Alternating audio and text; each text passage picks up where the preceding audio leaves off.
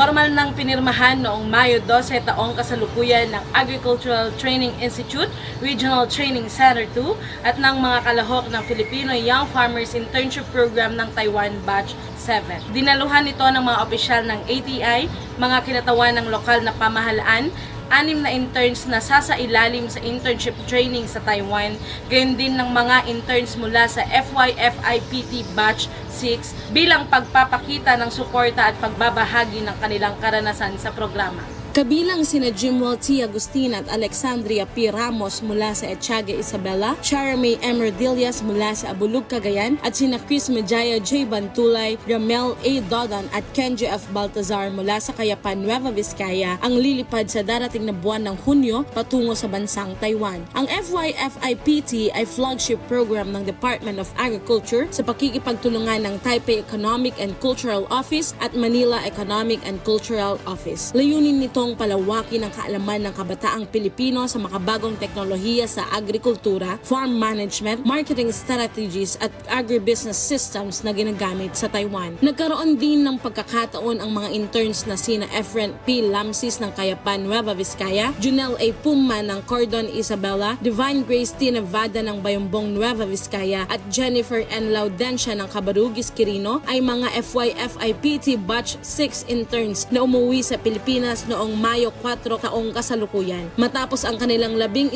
buwang internship sa nasabing bansa at handa na ang mga ito na maibahagi ang kani-kanilang natutunan sa Taiwan sa kani-kanilang komunidad. Samantala, sa ilalim ng programa, sumasailalim ang mga intern sa halos 11 buwang hands-on training at farm immersion sa iba't ibang agricultural farms at institutions sa Taiwan. Kabilang dito ang pagsasanay sa high-value crops, smart farming technologies, greenhouse production, livestock management at modernong pamamaraan ng agribusiness operations.